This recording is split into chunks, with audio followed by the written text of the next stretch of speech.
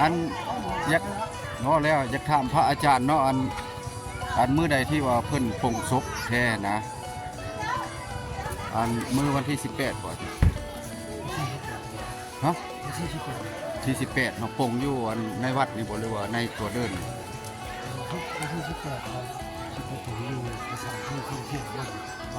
โอ้โดยบ่ท่องเที่ยวเนาะโดยป้าเพิ่นเสียได้หลายวันเลยเนาะชาโดยทิศอันนั้นแหละท่านผู้ชมเนาะอันนี้บ้านถ้ำเฮาแข่งขมวนเนาะเพิ่นพงเมื่อวันที่18อยู่ลานถ้ำช้างบนท่องเที่ยวเด้อท่านผู้ชมเวลา 12 โมงบ่อาจารย์ตีอันนี้อาจารย์ตีเฮาเนาะ12 โมงครึ่งเนาะตามปกติที่ว่าอาจารย์เนาะกลางคืนประมาณนั้นแหละท่านผู้ชมเนาะถ้าว่าทางแขวงใดเมืองใดอยากมาก็มากินมาทานนุ่มกินนุ่มทานก็แล้วแต่แข่งขมวนเฮาตอนนี้ก็อยู่ในบริเวณเดินวัดนี่แหละท่านผู้ชมนี่เครื่องง่ายโดยนี่เครื่องง่ายนี่จะแม่นเป็นโรงทานเนาะหรือว่าเป็นน้ำเป็นข้าวเปียกหรือว่าเครื่องดื่มต่างๆเนาะมาเอากินไปกินฟรีอันนี้จะเป็นทุ่งนาบรรทัมแล้วก็เป็นทางลัดเนาะแต่ว่าหน้าแคมโดนกับฝนบ่ตกปีนี้พี่น้องเนาะมื้อนี้เฮาสิพาพี่พี่น้องไปเบิ่งงานศพของยาพ่อโนเพิ่นเสียชีวิตหรือว่านิพพานเนาะอยู่วัดบรรทัมเฮาแต่ก่อนสิไปเฮาสิไปทางลัดสายทางเลขที่12เนาะตอนนี้กำลังเทปิดตรงเนาะบางจุดก็แล้วบางจุดก็บ่ทันสำเร็จเนาะความจริงแล้วเป้าหมายเพิ่นสิให้สำเร็จ2026นี้เนาะแต่ว่าถ้าฝนตกก็ได้หยุดเนาะอาศัยว่ามันแห้งเพื่อว่าความได้มาตรฐานเนาะอันนี้สายทางเลขที่12ขึ้นไปทางมหาไซเส้นนี้ก็คือสี่แยกภาษีออกจากขวามิตรภาพลาวไทยเนาะเฮาสิพาพี่พี่น้องไปเบิ่งสถานที่หนึ่งที่ว่าเป็นวังคล้องก็คือน้ำโดนที่ว่าจุดใหญ่ของแปลวน้ำโดนที่ว่าบ่อนศักดิ์สิทธิ์เคยถือกันมาเนาะอยู่วังคล้องว่าวังคล้องมะกองนั้นแต่ก่อนเนี่ยก็มีการอาถรรพ์และก็ศักดิ์สิทธิ์จะมีผู้เฒ่าผู้แก่เพิ่นทิ่มคลองทิ่มกองลงเพิ่นเว้าเนาะอยู่หั่นกับมันเป็นจะได้น้ำสีแห้งหรือสีเลิกหรือสีตื้นไปเบิ่งนำกันเนาะหลังจากไปจากวังคล้องแล้วจะเข้าไปวัดไปเบิ่งงานศพของหลวงปู่หรือว่าญาพ่อโนรวมอายุได้75ปีเนาะได้นิพพานหรือว่าเสียชีวิตนั่นแหละพี่น้องแต่ว่าค่อยสิพาไปทางลัดมื้อนี้เนาะขอโทษขออภัยแต่ว่าได้ภาคนอกเพราะว่าไม่อาจจะมีปัญหาเนาะไปเบิ่งนำกันแบบยาวๆพี่น้องเนาะสายทางนี้ก็รถบ่ขาดสายเนาะแต่ว่าบางจุดก็แล้วส่วนนั้นจะเห็นมาจากหลังคังเพิ่นจะปรับปรุงหัวแปลงเส้นทางสายทางเลขที่2นี้เพราะว่าจะมีรถบรรทุกหลายที่สุดแล่นแต่ว่าก่อนสิไปจะเข้าไปใส่น้ำมันว่าน้ำมันเป็นว่าลงหลายเติบแล้วเนาะเข้าไปใส่น้ำมันก่อนเนาะเอสซังละลิตรหนึ่ง30 ปลายพันพี่น้องหลังจากใส่น้ำมันแล้วก็เดินทางต่อตัวนี้ก็เป็นหน้าแคมโดนเนาะกับบ่มีน้ำคือกันปีนี้จะเกิดไฟแห้งแรงบ่เนาะอันนี้ก็เป็นทางลงไปวังคลองนั้นก็เป็นแต่ก่อนเราจะบ่ได้เฮ็ดนาอยู่แคมโดนในประเทศตะนาแซงปีนี้เฮ็ดนาปังเนาะหรือว่านาปีตัวนี้ก็เริ่มลงไปทางวังคลองแล้วเนาะวิวนี่งามๆพี่น้องเนาะวิวนี่สวยงามเลยเลาะเบิ่งวิวจึงเข้าไปวัดไปทำบุญจักเล็กจักน้อยก่อนอันนี้เป็นวังคลองหรือว่าวังของนั่นแหละเนาะแปะขัวรถไฟเก่า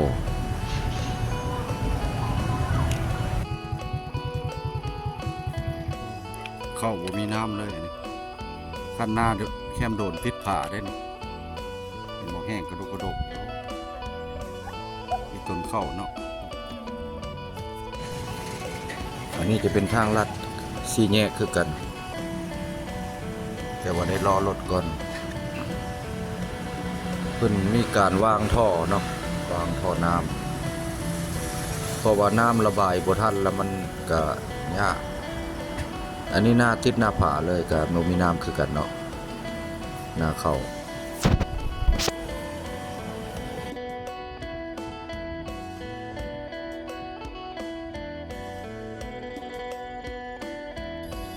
คนปีนี้ค่อยก็ยอมกันน้ำโดนยังแห้งมาในน้ำโดนได้ทัดทัดห้วยบางคลอง ปีนี้ฝนน้อยเลยปีนี้เนาะโอ้งัวหลายแท้งัวไปได้น่ะหลายเนาะโซนได้เนาะ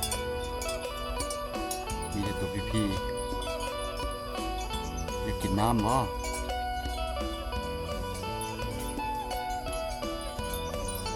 ย่างลาบ อยากกินน้ำบ่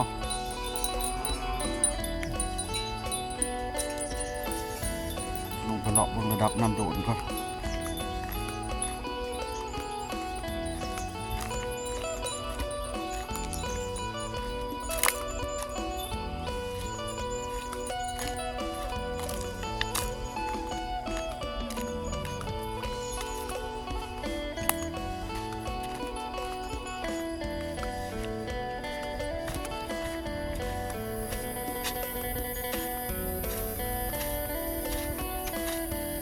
ขนาดเลยนะปีนี้น้ำเนี่ยฝนตกแพงบางบ่อนตกเพราะว่าอันนั้นเนาะ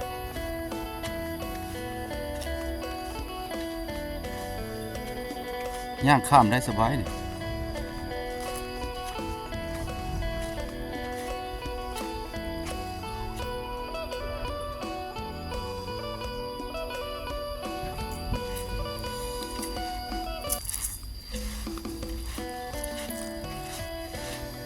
มีคนตึกป่าเนาะป่าบ่ขึ้นป่าซอยบ่ทันออกจากถ้ำ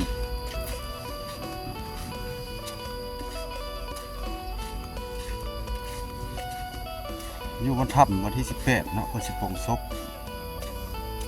ให้พ่อเพิ่นเสียชีวิตนี่จะหาที่อะไร28 9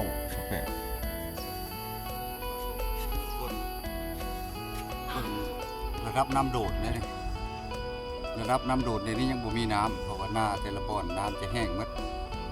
บางบ่อนเพิ่นจะหยุดดับอันนี้น้ำโดดบางคลองอันนี้ออกมาลินวิวบางคลองน้ำธรรมดาปกติแล้วน้ำโดดมันตัวนี้ก็เป็นครัว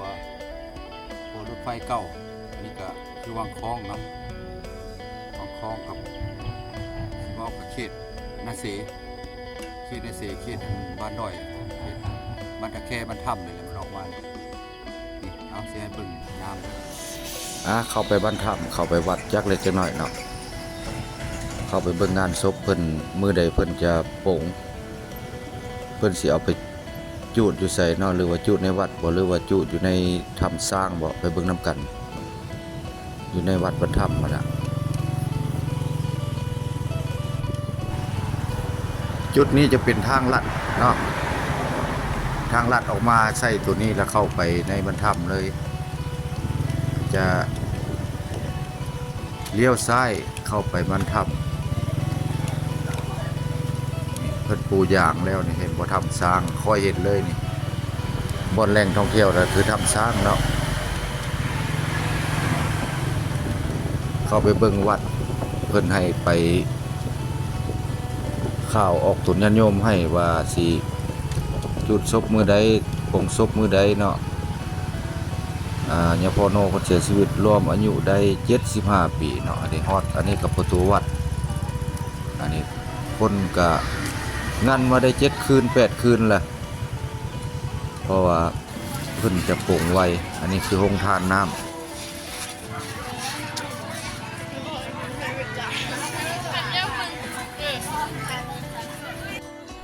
นี้คือเจ้าของผู้เสียชีวิตก็คือยาพอโนร่วมอายุได้75ปีเนาะอันนี้ก็นั่นมาได้7คืนแล้วไผอยากโมเนาะบ่แม่นโมขอโทษขออภัยพี่น้องไผจะกินทานก็มานี่เพิ่นก็จะลงรายชื่อไม่ก็บ่อยากดังปานใดเนาะมันดังบ่คักเพิ่นจะอ่านชื่อมาบ้านใดเมืองใดแขวงใดเนาะอันนี้เพิ่นจะไว้ในหัวแจกเลยบรรทับเฮาแข่งคำม่วนเนาะนี่ภาพก็นิดๆหยับๆเนาะอันนี้บริเวณในผนังไม่ออกตนญาติโยมเนาะลงบัญชีจดชื่อจดหยังเนาะเพิ่นก็เป็นเจ้าอาวาสวัดอีกได้อันนี้บริเวณตัวเดินวัดเนาะอันนี้ในเดินวัดเลยคนก็หลายอยู่เด้ อัน ถามพระอาจารย์ก่อน เนาะแล้วอยากถามพระอาจารย์เนาะอันมื้อใดที่ว่าเพิ่นปลงศพแท้นะอันมื้อวันที่18บ่จ้ะ